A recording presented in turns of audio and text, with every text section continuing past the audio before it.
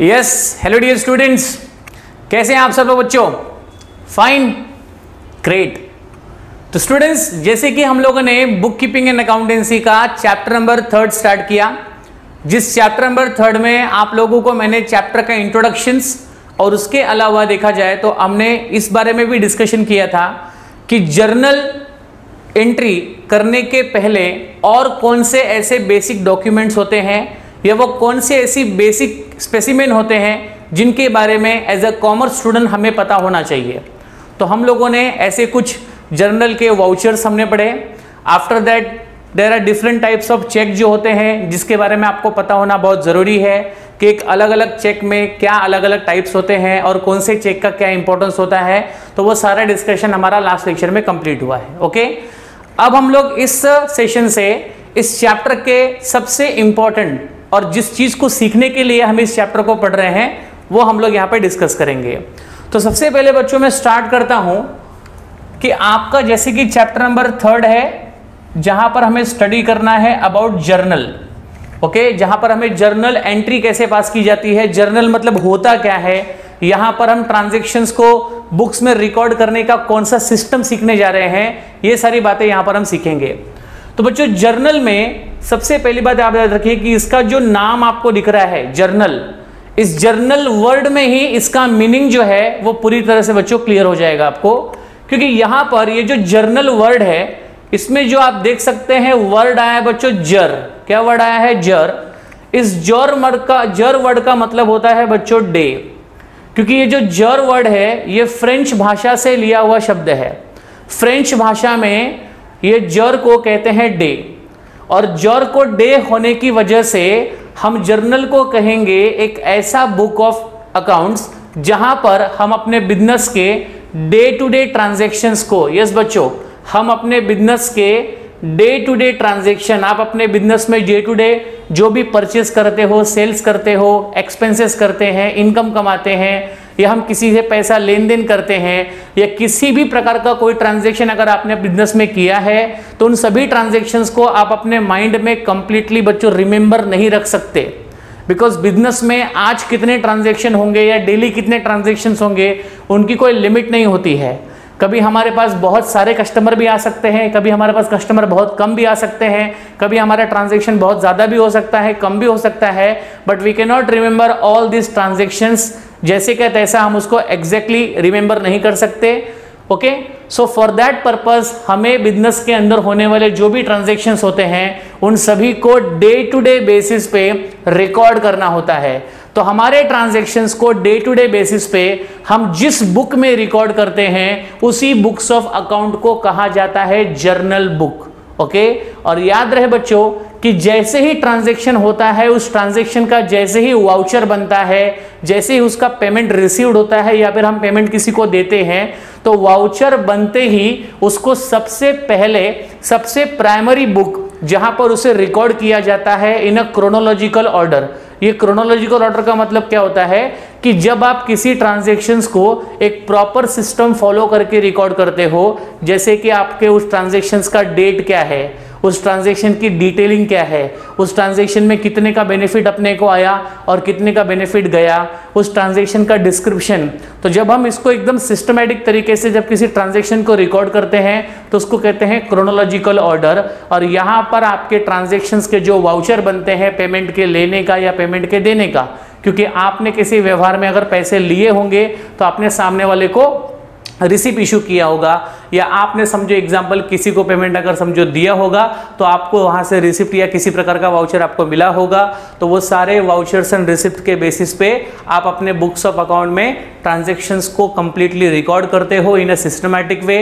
और ट्रांजैक्शन को सबसे पहले जिस बुक में रिकॉर्ड किया जाता है उसी बुक को हम लोग यहाँ पर कहते हैं जर्नल बुक। ओके, वैसे देखा जाए तो बिजनेस में there are number of books of accounts are there. Business में बहुत से अलग अलग टाइप्स के बुक्स ऑफ अकाउंट होते हैं, लेकिन कौन से बिजनेस में कितने number of books of account होंगे ये डिपेंड करेगा उस बिजनेस का नेचर क्या है, उस बिजनेस की साइज क्या है। तो बिजनेस के नेचर पे और बिजनेस के साइज पे, जिसको हम कहेंगे बिजनेस के आकार पे और बिजनेस के प्रकार पे, ये डिपेंड करेगा कि उस बिजनेस में कितने number of books of account maintain होने चाहिए। ओके, तो उसके अकॉर्डिंगली देखा जाए तो वो बिजनेस उतने नंबर ऑफ बुक्स को मेंटेन करता है। लेकिन बिजनेस छोटे से छोटा हो या बड़े से बड़ा हो या बिजनेस किसी भी नेचर का क्यों ना हो, लेकिन every kind of business has to maintain some fundamental books of account. कुछ बेसिक बुक्स ऑफ अकाउंट तो मेंटेन करना ही पड़ता है, और वो basic books of account maintain जो करते हैं उसमें दो सबसे फंडामेंटल बुक आते हैं। एक आता है बच्चों जर्नल और दूसरा आता है लेजर। ओके, ये दो बुक जो है वो हर एक टाइप ऑफ बिजनेसमैन, हर एक साइज के व्यापारी को अपने पास मेंटेन करके रखना पड़ता है। One is known as a journal and another one is known as a ledger. Okay, journal में ट्रांजैक्शन की सबसे पहली रिकॉर्डिंग होती है और जर्नल में सारे ट्रांजैक्शंस को वन बाय वन रिकॉर्ड करने के बाद हम उस ट्रांजैक्शन को आगे चल करके उसके अकॉर्डिंगली क्लासिफाई करते हैं। जब हम अपने बुक्स ऑफ अकाउंट के सभी ट्रांजैक्शंस को एक स्पेशलाइज्ड फॉर्म देते हैं, एक स्पेशलिटी के तौर पे उसको अलग अलग टाइप्स के बुक में जब उसको हम ट्रांसफर करते हैं, उसकी पोस्टिंग करते हैं, तो ऐसे सेपरेट सेट ऑफ बुक्स को मेंटेन करने के प्रोसेस को कहा जाता है लेजर। बट जब तक आप जर्नल नहीं करोगे, जब तक आप ट्रांजैक्शंस को प्राइमरी बुक्स में रिकॉर्ड नहीं करोगे, आप उसका क्लासिफिकेशन नहीं कर पाओगे, आप उसको स्पेशलाइज्ड बुक में एंटर नहीं कर पाओगे। इसलिए पहले जर्नल बनाया जाता है और बाद में हर एक ट्रांजैक्शन का एक सेपरेट सेट ऑफ बुक्स बना करके उस ट्रांजैक्शन से रिलेटेड जितने भी पैसे आए हैं या गए हैं या जो भी हिसाब है वो सब हमें सेपरेट सेट ऑफ बुक्स में ट्रांसफर करना पड़ता है, जिसको हम कहते हैं बच्चों लेजर। चलिए, लेजर के बारे में हम डिस्कशन नेक्स्ट चैप्टर में करेंगे। फिलहाल हम जर्नल के बारे में डिस्कशन कर रहे हैं। तो आप सभी लोगों को मैंने क्लियरली बता दिया कि जर ये वर्ड फ्रेंच भाषा से आया है और फ्रेंच भाषा में जर का मतलब होता है डे। क्या होता है? डे। और इस डे वर्ड होने की वजह से हम जर्नल का मीनिंग क्लियरली कह सकते हैं कि बिजनेस के डे टू डे ट्रांजैक्शंस को रिकॉर्ड करने वाली जो बुक है, जिसमें बिजनेस के रेगुलर बेसिस के ट्रांजैक्शंस को रेगुलर बेसिस पे डेट वाइज प्रॉपरली रिकॉर्ड किया जाता है, उस बुक को कहते हैं हम लोग जर्नल बुक। ओके एवरीवन, चलिए तो आप सभी लोग आ जाइए आपके टेक्स्ट बुक के पेज नंबर 51 पे। Yes, come on students, everybody come on the page number 51। तो जहां पर जो चीजें इंपॉर्टेंट दिखेंगी मैं आपको वहां से टिक मार्क करवाऊंगा और आपको वही सारी चीजें पढ़नी है। पूरा बुक आपको याद नहीं करना है बच्चों। जो इंपॉर्टेंट है, जो उस टॉपिक से रिलेटेड है, जो आपको प्रॉब्लम सॉल्व करने में आपकी हेल्प करेगा, उन सभी कॉन्सेप्ट्स को आपको यहां पर मार्क करना है, जिससे कि आप स्मार्ट तरीके से कम समय में एक अच्छे से अच्छे कॉन्सेप्ट को समझ सकते हैं। ओके, चलिए तो पेज नंबर बच्चों 51 पे आप लोग आ जाइए। यस, आई होप आप सभी को पेज नंबर 51 ओपन हो गया होगा। यस बच्चों, पेज नंबर 51 पे ऊपर जो इंट्रोडक्शन पार्ट आपको दिया है वो इंट्रोडक्शन पार्ट आप खुद से पढ़िएगा। जो भी मैंने डिस्कशन अभी आपके साथ किया वो सारा डिस्कशन आपको इंट्रोडक्शन पार्ट में क्लियरली दिखेगा। ओके, आगे बढ़ेंगे बच्चों। मीनिंग में आप देख सकते हैं कि जहां पर आपको मीनिंग वाला जो पैराग्राफ है वो आपको कंप्लीटली पता होना चाहिए। क्या है मीनिंग में, जरा ध्यान से देखिएगा, मैं इसको रीड करूंगा बच्चों। So everybody concentrate on the page number 51 के मीनिंग वाले पार्ट पे आइए, जो हमारे लिए बहुत इंपॉर्टेंट टू अंडरस्टैंड है। क्या है वो, देखेंगे ध्यान से। द वर्ड जनरल, ये जो जर्नल वर्ड है, derived from the French word, ये फ्रेंच वर्ड है, एक फ्रेंच लैंग्वेज से आया हुआ वर्ड है। तो फ्रेंच का वर्ड कौन सा बच्चों? जर। ओके एवरीवन, और इस जर जिसका मतलब होता है डे। क्या होता है? डे। ओके, देयरफॉर जर्नल का मतलब होता है डेली रिकॉर्ड, मतलब बिजनेस के डेली ट्रांजैक्शंस को रिकॉर्ड करने वाली books of account is called as a journal. Okay, yes, ये एक इंपॉर्टेंट है।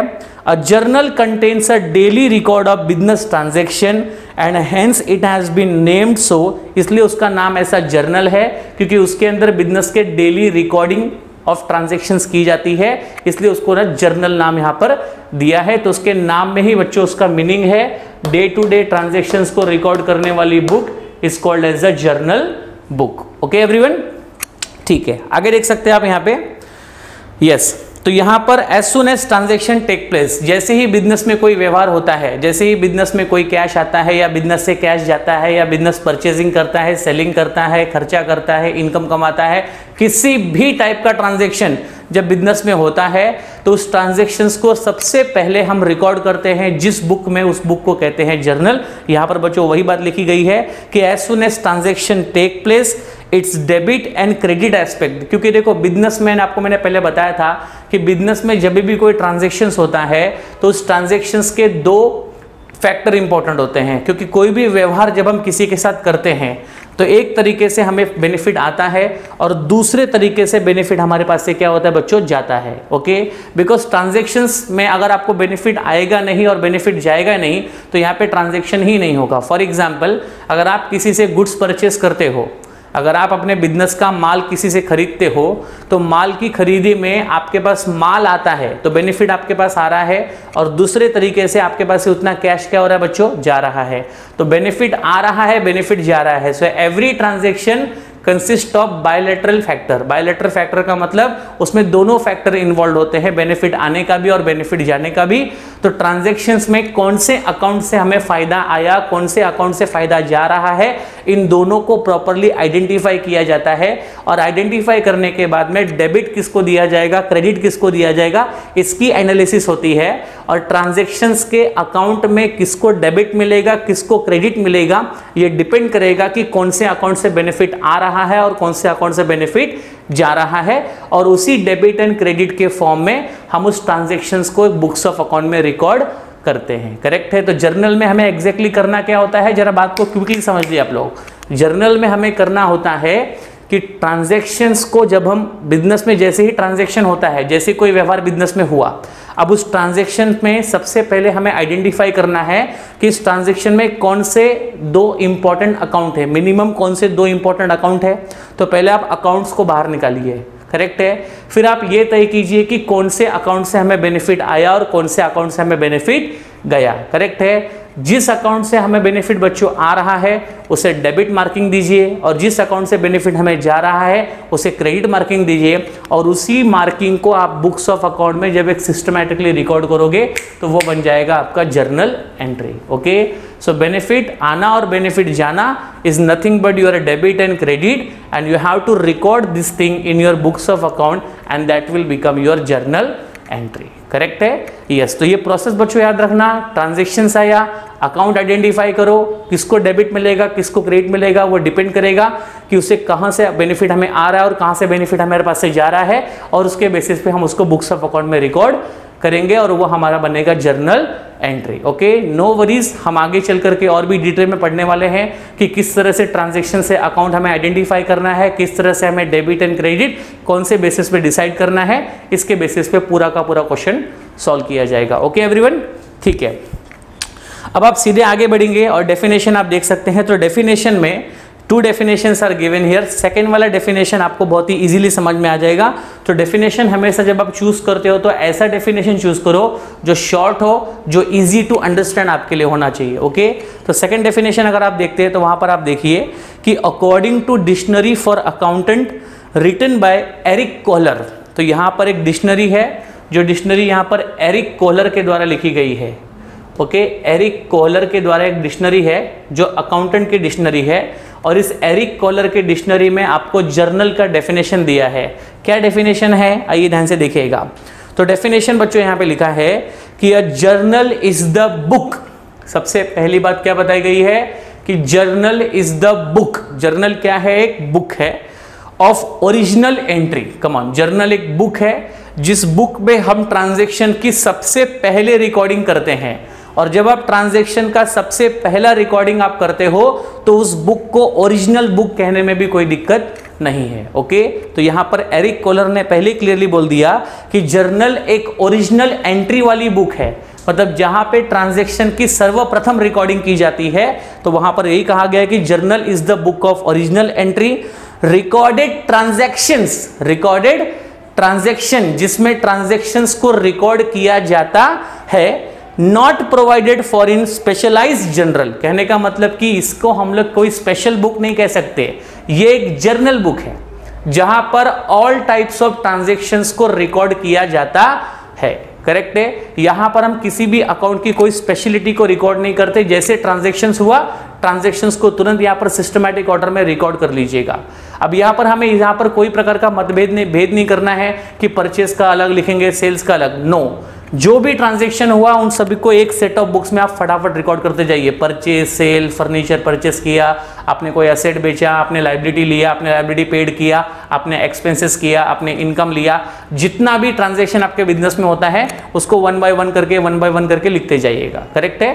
तो अभी जो ओरिजिनल बुक आपने बनाया इसी में से हम स्पेशलाइज बुक भी बनाएंगे जो मैं आपको नेक्स्ट चैप्टर में सिखाऊंगा लेजर, बट पहले जर्नल कैसे रिकॉर्ड करता है वो आपको यहाँ पर सीख लीजिए। तो जर्नल कोई स्पेशलाइज अकाउंटिंग की बुक नहीं है, ये एक प्राइमरी बुक्स है, ये एक ओरिजिनल बुक है जहां पे ट्रांजैक्शन का सबसे फर्स्ट रिकॉर्डिंग होता है और इसी रिकॉर्डिंग के बेसिस पे हम आगे के बुक्स ऑफ अकाउंट को भी प्रिपेयर करते हैं। करेक्ट है? ओके, तो ये डेफिनेशन आई थिंक आपको समझ में आ गया होगा कि जर्नल एक ओरिजिनल एंट्री को रिकॉर्ड करने वाला बुक है, ये कोई स्पेशलाइज्ड बुक नहीं है। यहां पर सिर्फ ट्रांजैक्शंस को रिकॉर्ड करने की फैसिलिटी आपको प्रोवाइड की जाती है। जब हम स्पेशलाइज्ड बुक की बात करते हैं तो अपने माइंड में तुरंत याद रखिएगा हम लेजर की बात कर रहे हैं, क्योंकि लेजर में हमें हर एक अकाउंट का सेपरेट सेट बनाना पड़ता है, बट जर्नल में कोई स्पेशलाइज कोई सेपरेट सेट बनाने की आवश्यकता बिल्कुल भी नहीं होती है। करेक्ट है? तो this is the definition of journal. I hope आपको समझ में आया होगा। तो ये हुआ आपका मीनिंग डेफिनेशन, जो भी इंपॉर्टेंट था मैंने आपको बता दिया क्लियरली। अब आगे बढ़ेंगे और अब मैं आपको बताऊंगा कि जर्नल के कॉलम्स कैसे ड्रॉ किए जाते हैं, how to draw the columns of journal, और कॉलम का इंपॉर्टेंस क्या है। यस, तो जरा समझिए प्रॉपरली कि जर्नल का कॉलम्स किस तरह से ड्रॉ किया जाता है और जर्नल में हर एक कॉलम का क्या मीनिंग होता है जहाँ पर हमें क्यों उसे प्रिपेयर किया गया है। ठीक है, तो ये आपके सामने स्पेसिमेन है जर्नल एंट्री का। जर्नल एंट्री का स्पेसिमेन कैसे बनेगा? तो इस तरह से बनेगा। यहाँ पर हम लिखेंगे बच्चों डेट, यहाँ पर लिखा जाएगा पर्टिकुलर, ओके, और यहाँ पर लिखेंगे LF जिसका नाम है लेजर फोलियो। मैं आपको बताऊंगा क्या मीनिंग है इसका।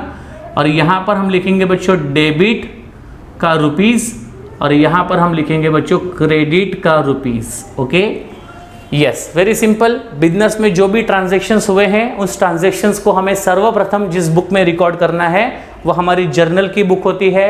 और रिकॉर्ड करने का प्रॉपर एक सिस्टम होना चाहिए, एक क्रोनोलॉजिकल ऑर्डर होना चाहिए कि पहले कौन से डेट को ट्रांजैक्शन हुआ, ट्रांजैक्शंस का डिटेल क्या है, किस अकाउंट से बेनिफिट आ रहा है, किस अकाउंट से बेनिफिट जा रहा है, this all we need to record here. Okay, अब आप देख सकते हैं डेट। अभी डेट से इजीली समझता है कि भाई जिस तारीख को ट्रांजैक्शन हुआ है वो तारीख यहाँ पर लिखी जाएगी, ट्रांजैक्शन का डिटेल्स यहाँ पर लिखा जाएगा। ठीक है ना। आफ्टर दैट LF लिखा है, LF का मतलब है लेजर फोलियो।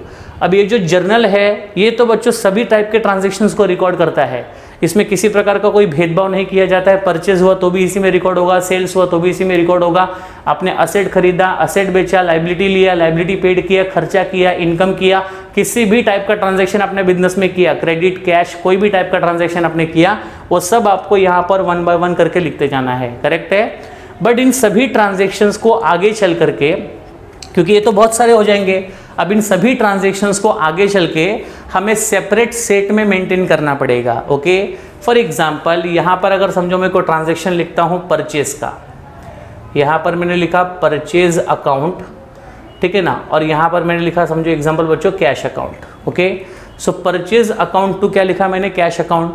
अभी परचेज का मुझे सेपरेट सेट बनाना है, कहाँ पर, लेजर में। तो परचेज का सेपरेट सेट लेजर के कौन से पेज नंबर पे है, तो लेजर बुक के कौन से पेज नंबर पे परचेज का मैंने सेपरेट सेट बनाया है, वो पेज नंबर यहां पर मेंशन होता है।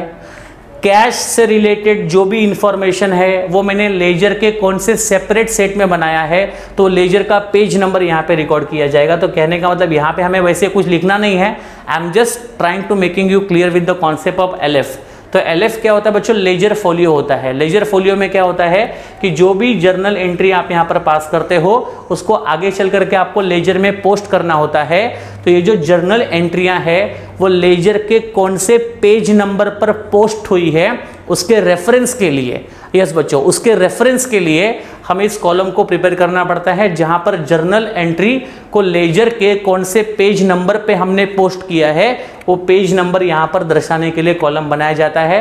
बट हम लोगों को 11th स्टैंडर्ड, 12th स्टैंडर्ड या ग्रेजुएशन तक भी हमें कोई पेज नंबर का यहाँ पर लिखना नहीं है, बिकॉज हम किसी एक ही बिजनेस का पूरा अकाउंट नहीं प्रिपेयर कर रहे हैं। हम तो यहाँ पर कॉन्सेप्ट सीख रहे हैं। जब आप किसी कंपनी में अकाउंटेंट का जॉब करोगे या चार्टर्ड अकाउंटेंट बनोगे तो उन दैट केसेस आपको वो सारी चीज़ें मेंटेन प्रैक्टिकली करनी पड़ेगी, रियल लाइफ में मेंटेन करनी पड़ेगी। बट यहाँ पर कॉन्सेप्ट को सीखने के लिए कोई LF में नंबर्स वगैरह कहीं पर भी आपको लिखने की आवश्यकता नहीं है। तो ये स्पेसिमेन है, तो आपका काम है कॉलम्स को प्रॉपरली रेडी करना, दैट्स इट। बाकी इसमें कुछ भी नहीं लिखना है आपको। करेक्ट है? यस। अब जैसे कि मैंने बताया कि ट्रांजैक्शंस में आपको कम से कम 2 अकाउंट मिलेंगे, एक अकाउंट से आपको बेनिफिट आएगा, दूसरे अकाउंट से बेनिफिट जाएगा। तो जिस अकाउंट से बेनिफिट आ रहा है उसकी अमाउंट को डेबिट में लिखिए, जिस अकाउंट से बेनिफिट जा रहा है उसकी अमाउंट को आप क्रेडिट में लिखिए। वो डिपेंड करेगा कि वो कौन से टाइप ऑफ अकाउंट में आता है, उसके लिए कौन सा गोल्डन रूल अप्लीकेबल है, डेबिट का क्या रूल है, क्रेडिट का क्या रूल है, उन सभी के अकॉर्डिंगली जो भी अकाउंट्स यहाँ पर आएंगे ट्रांजेक्शन्स में से उनको डेबिट एंड क्रेडिट उसके अकॉर्डिंग हम लोग देंगे। करेक्ट है।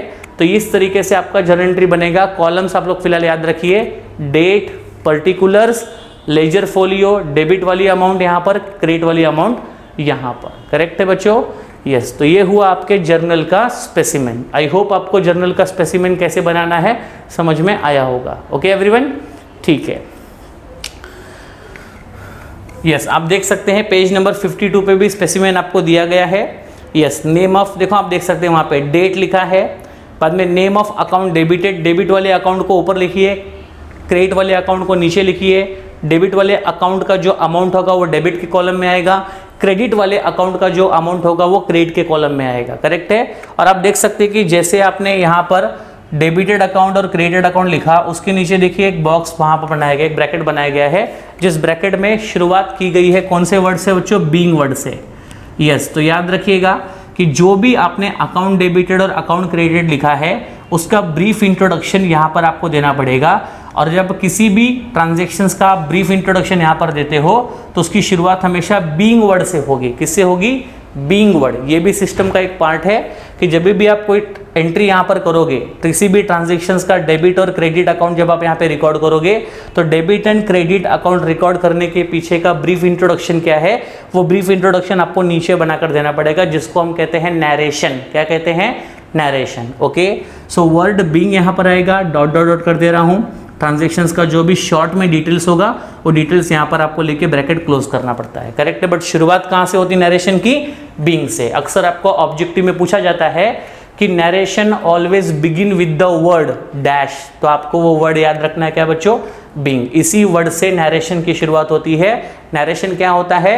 A brief introduction of the journal entry. जो भी आपने एंट्री यहाँ पर पास की उसका ब्रीफ में इंट्रोडक्शन आप यहाँ पर देते हो विद द वर्ड बीइंग के साथ। करेक्ट है।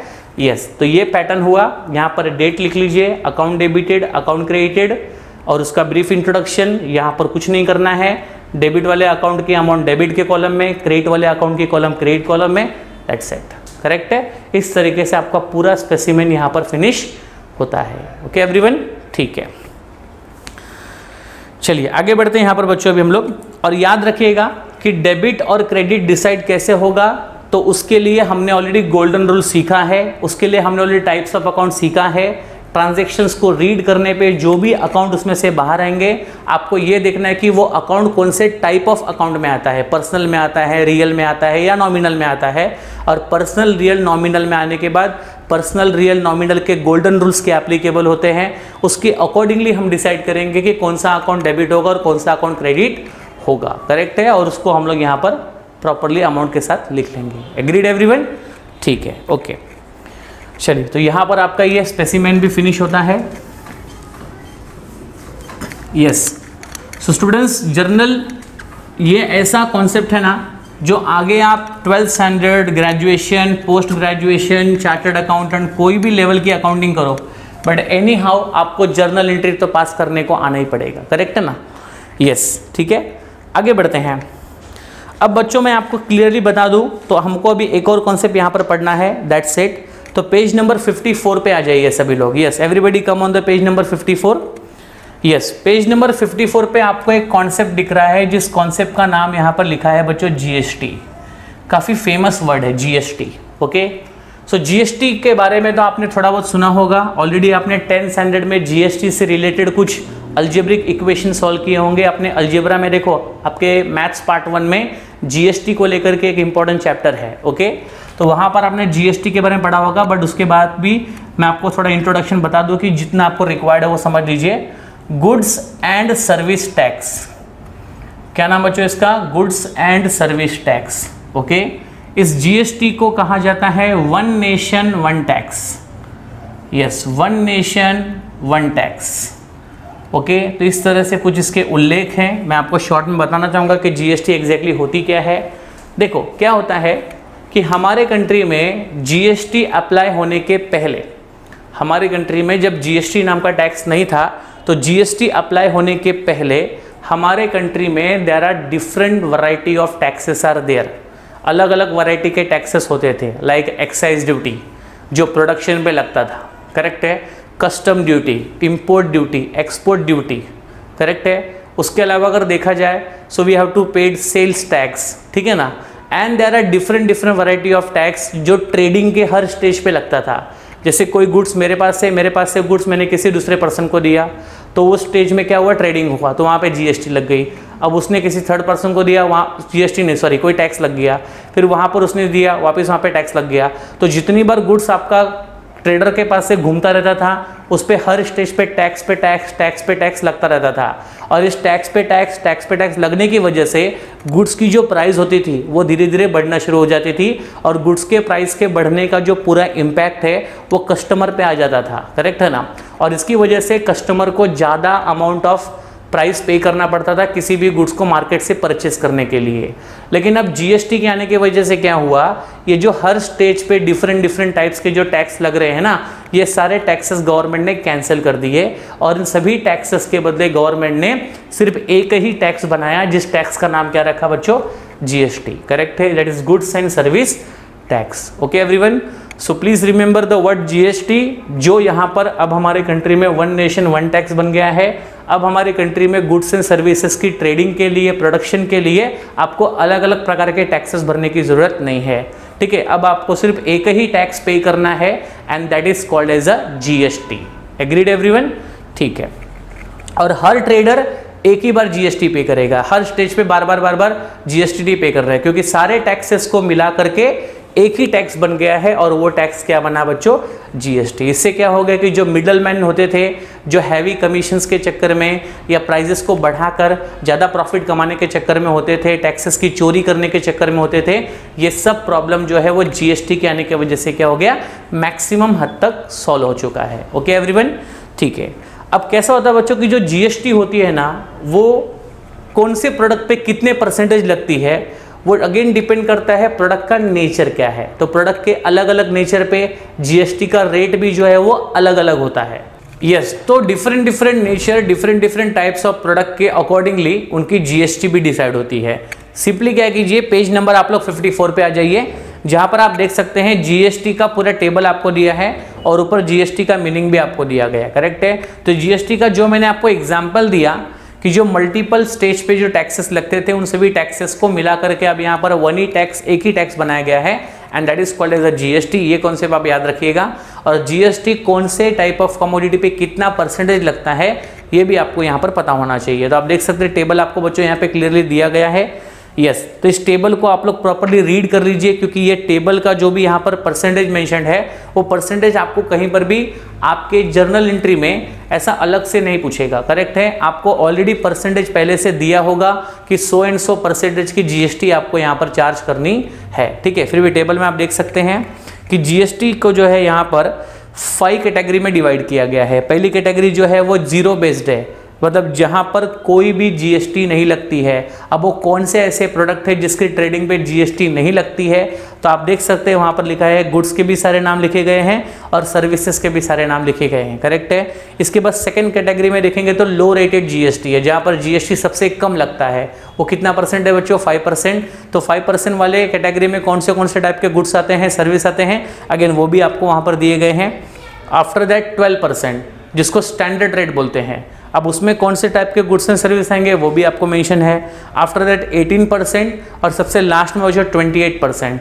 सो हर परसेंटेज में कौन से टाइप के गुड्स एंड सर्विस आएंगे, that all are mention in the table. You should go through with the table. वो सारे टेबल को एक बार आप गो थ्रू कर लीजिए, जिससे कि आपको नॉलेज हो जाएगा कि कितने परसेंट के जीएसटी कौन से कमोडिटी पे लगती है, करेक्ट है। बट अगर कैलकुलेशन में जाओ तो आपको ऑलरेडी क्वेश्चन में पहले से जीएसटी दिया होगा, आपको अपने मन से कोई रेट यहाँ पर याद रखने की जरूरत नहीं है, करेक्ट है। इसलिए मैंने यहाँ पर ज़्यादा डिटेलिंग नहीं की है। You just go through with the table, that's it. Okay everyone, okay. अब इसमें एक इंपॉर्टेंट बात आपको समझना है कि जो जीएसटी होती है ना बच्चों, ये जीएसटी के ना अंदर जाएंगे तो 2 पार्ट हो जाते हैं, करेक्ट है। Yes, you know very well. एक होता है बच्चों जिसको हम कहते हैं CGST, yes, one is known as a CGST, another one is known as a SGST। Okay, अभी CGST क्या है और SGST क्या है? तो बच्चों GST जो है ना वो कलेक्ट एक ही जगह पर होता है, लेकिन उस GST को कलेक्ट करने के बाद उसका 50% पार्ट जो है वो CGST में जाता है और 50% पार्ट जो है वो SGST में जाता है। करेक्ट है।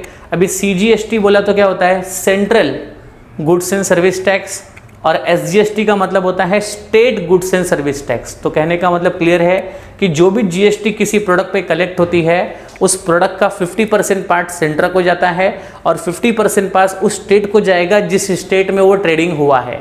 फॉर एग्जाम्पल हम महाराष्ट्र स्टेट में हैं, तो महाराष्ट्र स्टेट में आपने समझो एग्जाम्पल मोबाइल फ़ोन परचेस किया। ओके, आपने मोबाइल फ़ोन परचेस किया महाराष्ट्र स्टेट में और मोबाइल फ़ोन की प्राइस लेट से 10,000 का आपने मोबाइल फ़ोन परचेस किया, और इस मोबाइल फ़ोन जो कि आपका लग्जरियस आइटम आता है जिसके ऊपर सबसे ज़्यादा GST होती है। करेक्ट है। चलो इसके ऊपर समझो GST लग गया, लेट से 28% GST इस पर लग गई, तो अभी 10,000 पे 28% कितना होगा? 2,800 हो गया। करेक्ट है। तब ये फ़ोन आपका हो गया 12,800 का GST के साथ। करेक्ट है। अब आपके फ़ोन पे 2800 की GST जो आपने पेड की, उस 2800 को दो पार्ट में डिवाइड कर दिया जाएगा। उसमें से 50% पार्ट जो है, ठीक है ना, 50% पार्ट जो है वो CGST होगा और 50% पार्ट जो है वो SGST होगा। अब कहने का मतलब ये है कि 2800 रुपये जो GST के नाम पे कलेक्ट किया गया है उसका 50% मतलब 1400 रुपये जो है वो गवर्नमेंट, सेंट्रल गवर्नमेंट को जाएगा, और जो 1400 रुपये है वो यहाँ पर स्टेट गवर्नमेंट को जाएगा। कौन से स्टेट गवर्नमेंट को? जिस स्टेट में आपने मोबाइल परचेज किया है। करेक्ट है। तो please remember that whatever GST we collected, whatever GST we paid, that GST get divided into 2 parts. उसका 50% पार्ट सेंट्रल गवर्नमेंट को जाता है और 50% पार्ट उस स्टेट को जाता है जिस स्टेट में आपने ट्रांजेक्शन किया है। करेक्ट है। सो प्लीज रिमेंबर दिस, क्योंकि जब भी हम लोग GST का यहाँ पर जर्नल एंट्री पास करेंगे तो अपने को CGST अलग से दिखाना है और SGST अलग से दिखाना है। करेक्ट है। अगर समझो किसी प्रोडक्ट पे 18% GST कहा गया है तो उसका 9% हमें दिखाना है CGST और हमें 9% क्या दिखाना है? उसका SGST। करेक्ट है। सो 9% CGST और 9% SGST that we need to show properly. Okay, और उसकी रिकॉर्डिंग, उसका कैलकुलेशन, उसका जो अमाउंट होगा वो भी सेपरेट ही हमें दिखाना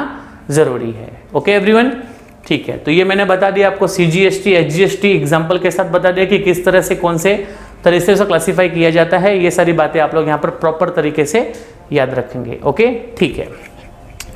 अब कैसा है कि जब आप जर्नल एंट्री पास करेंगे तो वहाँ पर GST आपको कहाँ पर इन्वॉल्वमेंट दिखाएगी या आपको कहाँ पर GST का कॉन्सेप्ट आएगा कैलकुलेशन में, तो मैं आपको क्लियरली बता देता हूँ, जरा ध्यान से सुनिएगा मेरी बात प्रॉपरली, ठीक है ना। देखिए क्या होता है, जब भी आप परचेस करोगे, रिमेंबर एवरीवन प्लीज, जब भी हम परचेस करेंगे, अभी परचेस क्या करेंगे, तो आप परचेस कुछ भी कर सकते हो, अपने बिजनेस का गुड्स परचेस कर सकते हैं। करेक्ट है। कोई सर्विस आप परचेस कर सकते हो, या समझो अपने बिजनेस के लिए कोई असेट आप परचेस कर सकते हो, या कोई भी चीज़ अपने बिजनेस के लिए जब आप परचेस करोगे, ठीक है ना, तो परचेस के समय जो भी GST आप पेड करोगे उस GST के पहले आपको वर्ड यूज करना है बच्चों, इनपुट। क्या वर्ड यूज करना है आपको? इनपुट। करेक्ट है। ओके, तो इनपुट CGST बोलेंगे और इनपुट SGST बोलेंगे। क्या बोलेंगे? इनपुट CGST और इनपुट SGST। तो इनपुट CGST और इनपुट SGST ये अपने को कब बोलना है? जब हम क्या करेंगे बच्चों? परचेस करेंगे। ओके, उसी तरीके से जब हम कुछ सेल्स करेंगे, अगर हम अपने पास के गुड्स को सेल कर रहे हैं, हमारे पास से कोई ओल्ड असेट है, हमें यूजफुल नहीं है, हम उसको सेल कर रहे हैं, तो ऐसे केसेस में we have to go for output CGST and output SGST। Yes, output CGST and output SGST that we need to record here. Correct है यहाँ तक? सो परचेस और यहाँ पर क्या आ जाएगा? सेल्स। ओके, यस, ठीक है ना। अभी क्या होता है कि परचेस जब आप करते हो, खरीदते हो, तो खरीदते के समय हमें टैक्स पे करना पड़ता है। जब आप टैक्स पे करोगे तो आपका एक्सपेंसेस होगा। क्या होगा? आपका एक्सपेंसेस। ओके, और जब हम सेल करेंगे तो हमें टैक्स कलेक्ट होगा, तो टैक्स हमारे पास आएगा, तो वो उसके लिए क्या बनेगी? हमारे लिए इनकम बनेगी। करेक्ट है ना। तो एक्सपेंसेस कब? जब हम परचेस करेंगे तो हमें टैक्स पेड करना पड़ेगा। इनकम कब? जब हम कोई चीज बेचेंगे तो वहां से टैक्स हमारे पास आएगा, तो हमारी इनकम बनेगी। करेक्ट है एवरीवन। तो कहने का मतलब है कि परचेस के समय पे GST हमारे लिए खर्चा बनता है, तो खर्चे को हमेशा कहां पर शो करेंगे हम लोग, डेबिट साइड, क्योंकि एक्सपेंसेस बोला तो नॉमिनल अकाउंट, और नॉमिनल अकाउंट का रूल क्या होता है, debit all expenses and losses. Okay, और सेल्स हमने किया तो we will collect the GST and it is a sort of income to us, हमारे लिए एक टाइप की इनकम है, करेक्ट है। तो ये जो हमें इनकम के फॉर्म में आ रही है, इनकम भी कौन सा अकाउंट है, nominal, credit all income and gains, तो आउटपुट सीजीएसटी और एसजीएसटी को क्या मिलेगा, क्रेडिट मिलेगा। ओके, और इनपुट सीजीएसटी और इनपुट एसजीएसटी को क्या मिलेगा बच्चों, डेबिट मिलेगा, क्योंकि ये एक्सपेंसेस में आता है और ये इनकम में आता है। कम ऑन, ये एक्सपेंसेस में आता है और ये इनकम में आता है, तो एक्सपेंसेस वाली जीएसटी को डेबिट साइड में दिखाने का और इनकम वाली जीएसटी को क्रेडिट साइड में दिखाने का, दैट्स इट, करेक्ट है। तो ये हुआ आपका जीएसटी से रिलेटेड जो भी इंपॉर्टेंट इंफॉर्मेशन आपके जर्नल एंट्री के लिए जरूरी था समझना आपके लिए, वो सब मैंने आपको यहाँ पर कंप्लीटली समझा दिया है, करेक्ट है। ओके, तो जो भी कॉन्सेप्ट बताए गए हैं उन कॉन्सेप्ट को प्रॉपरली सुनिए बच्चों, समझिए। आपके परचेज एंड सेलिंग के वक्त कौन सा वर्ड आपको कहाँ पर यूज करना है, इनपुट कब यूज करना है, आउटपुट कब यूज करना है, उसके अकॉर्डिंगली आप यहाँ पे जर्नल एंट्री सीखोगे, करेक्ट है। यस, तो इस तरीके से यहाँ पर आपका इस चैप्टर का थ्योरेटिकल पार्ट जो है वो फिनिश होता है। नेक्स्ट लेक्चर से मैं सीधे क्वेश्चन सॉल्व करवाना स्टार्ट करूंगा, मतलब सीधे हम लोग आपके टेक्स्ट बुक के अंदर जो प्रैक्टिकल प्रॉब्लम्स है, यस बच्चों, आपके पेज नंबर पे अगर आप आएंगे तो आपके बुक में कुछ ऐसे अनसॉल्व्ड प्रॉब्लम है, मतलब जो सॉल्व नहीं किए गए हैं, ऐसे अनसॉल्व्ड प्रॉब्लम मैं सॉल्व करूंगा, क्योंकि जो सॉल्व वाले हैं वो ऑलरेडी आपके टेक्स्ट बुक में है, जिसकी प्रैक्टिस आपको खुद को करनी है, लेकिन जितने सॉल्व नहीं है वो मैं आपको यहाँ पर सॉल्व करके समझाऊंगा। ओके, हर एक चीज डिटेल में बताई जाएगी, बिल्कुल भी चिंता मत कीजिएगा। यस, तो पेज नंबर बच्चों 84 पे आ जाइए आप लोग। Yes, come on everyone, page number 84 पे आ जाइए। पेज नंबर 84 पे अगर आप आएंगे तो वहां पर आप देख सकते हैं कि the practical problems are given, और टोटल यहाँ पे 10 क्वेश्चंस दिए गए हैं, जिसको हम लोग यहाँ पर पूरे डिटेल में सॉल्व करने वाले हैं, हर एक एंट्री को प्रॉपर्ली समझ के, करेक्ट है। तो यहाँ पर पूरा कॉन्सेप्ट क्लियर हुआ। अब हम लोग प्रैक्टिकल प्रॉब्लम सॉल्व करेंगे, और वहाँ पर भी जहाँ पर भी रिक्वायर्ड होगा वहाँ पर इन सभी का एक्सप्लेनेशन जो है वो मैं रिपीट करूँगा, जिससे कि वहाँ पर भी आपको सारे एंट्रियाँ कैसे पास की जाती है वो समझ में आएगी, करेक्ट स्टूडेंट्स।